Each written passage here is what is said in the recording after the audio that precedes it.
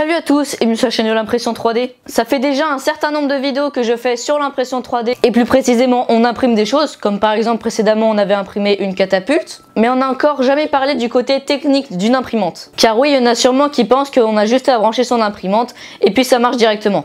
Alors c'est le cas avec certaines imprimantes, mais pour la plupart il faut faire un certain nombre de réglages et parfois des réparations. Et donc du coup aujourd'hui, première vidéo dans laquelle on va parler de l'aspect technique d'une imprimante. Et plus précisément, on va apprendre à faire chauffer plus rapidement son imprimante. Donc aujourd'hui on va apprendre deux manières. Alors justement, il y a une des manières où on a un petit caoutchouc qui va venir se mettre sur la buse d'impression. Et parfois, il y a des imprimantes qui sont livrées avec ce petit caoutchouc. Donc du coup, si vous avez ce caoutchouc, eh bien c'est très bien, votre imprimante chauffera beaucoup plus vite. Mais pour ceux qui l'ont pas ou tout simplement vous voulez l'apprendre, eh bien on va voir ça tout de suite.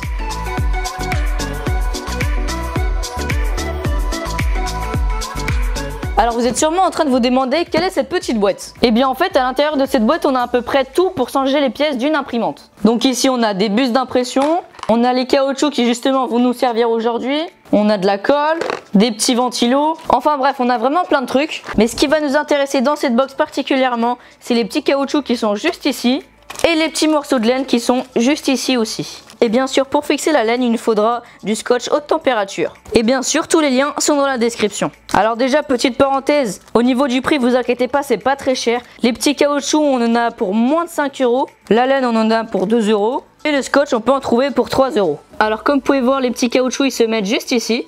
Et dans mon cas, si j'ai acheté la Tevo Tornado, c'est tout simplement parce qu'elle a un petit système qui lui permet de chauffer beaucoup plus vite. Alors déjà, et d'ailleurs c'est le sujet qu'on parlera pas dans cette vidéo, c'est que le fait que le plateau est branché sur 220 volts, alors ça c'est ses avantages et ses désavantages. L'avantage c'est que bien sûr ça va chauffer beaucoup plus vite et le désavantage c'est qu'il va falloir faire des modifications car à force de bouger, il peut y avoir des risques d'incendie. Mais enfin bon, si on fait les quelques modifications qu'il y a à faire, il n'y a aucun danger. Comme vous pouvez voir ici, c'est une des modifications principales. Bref, revenons au sujet, il y a aussi un grand morceau de mousse qui lui permet de chauffer vraiment beaucoup plus vite. Bref, ce qui lui permet de chauffer plus vite, c'est justement ce petit morceau de mousse et bien sûr son morceau de caoutchouc. Donc du coup, on va pas vraiment aborder le sujet en entier, mais si vous voulez faire chauffer plus vite votre plateau, eh bien vous pouvez acheter une grande plaque de mousse et vous la coller sous votre plateau. De cette manière, ça chauffera 3 fois plus vite. C'est ce que j'avais fait sur mon ancienne imprimante, la Annette A8, et elle chauffait beaucoup plus vite. Donc si vous achetez ces petits morceaux de caoutchouc, eh bien vous avez fait sûrement le bon choix, car c'est très facile, vous avez juste à mettre ça comme ceci. Ça s'enfile comme une chaussette et comme vous pouvez voir, c'est mis en place, on n'a plus rien à toucher. Alors si vous voulez améliorer un truc où votre chaussette elle se défait,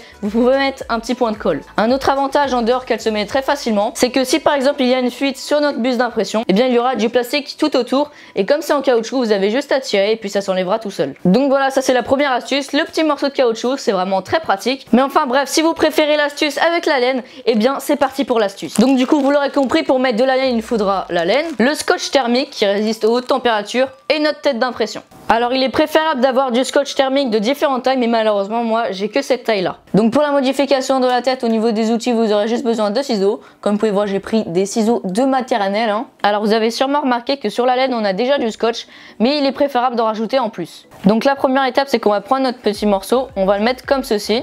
Et ensuite on va faire le tour de la tête. Ensuite on va venir au-dessus de la tête et on va appuyer très très fort pour faire une marque. Et juste ici, on va faire un petit trou avec notre ciseau. Et c'est là où je vois le point faible des ciseaux de maternelle, c'est qu'ils n'ont pas de pointe. Alors bien sûr, en fonction de la tête de votre buse d'impression, vous allez faire des trous différents. Donc voilà, il n'y a pas besoin de l'enfoncer jusqu'au bout, il faut juste que la buse, elle puisse sortir. Une fois que c'est fait, on continue à faire notre tour. Voilà, et puis approximativement on va couper ça juste ici. Alors cette opération là on va la faire seulement pour ceux qui ont des gros morceaux de scotch comme les miens. Comme ils sont trop épais, on va venir les couper en deux pour faire une bande plus fine. Donc voilà, j'ai terminé. Donc moi je l'ai fait hors vidéo parce que c'était vraiment un petit peu la galère en même temps de filmer. Donc du coup j'ai ma buse d'impression qui sort. Et ensuite il va falloir laisser un accès pour que la buse puisse chauffer. Donc du coup ici il faudra pas mettre de scotch. Donc du coup on va tout mettre de l'autre côté. Donc on fixe ça. Et puis en fait il va falloir un petit peu blinder sa buse de scotch pour pas que le morceau y parte tout simplement. Parce que oui, c'est ça le truc qui est un peu chiant aussi, c'est qu'il part souvent. Et si on a une fuite, eh bien on devra tout enlever. Donc ensuite on va prendre un petit morceau de scotch et il va falloir le glisser ici.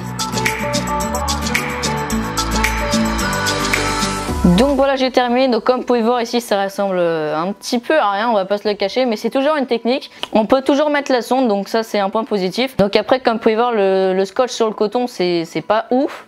Alors bien sûr, il y a plusieurs têtes d'impression. Donc personnellement, moi j'ai des MK10, des MK9 et des MK8. Il ne faut pas se tromper en prenant la mauvaise chaussette. Ici on a une MK10 et ici on a une MK9 et c'est pas du tout la même taille. Donc voilà les amis, maintenant vous savez comment faire chauffer plus vite votre tête d'impression. Comme vous avez pu le voir, les deux configurations sont pas du tout les mêmes. Mais enfin bon, quand même le meilleur avantage, on va pas se le cacher, c'est la chaussette. En tout cas les amis, c'était le premier épisode de la série sur les améliorations des imprimantes. Dans la prochaine vidéo, on apprendra sûrement à changer une tête d'impression, je ne sais pas encore. Peut-être que ça sera autre chose. Si cette vidéo t'a plu, n'hésite pas à mettre un pouce bleu. Et si tu as des questions, c'est dans les commentaires. Et pareil, si tu as des conseils à me donner, n'hésite pas. Sur ce, n'hésite pas à t'abonner pour apprendre d'autres trucs et pour voir d'autres trucs qu'on peut imprimer avec une imprimante 3D. Sur ce, c'était l'impression 3D et à ta prochaine vidéo. Salut!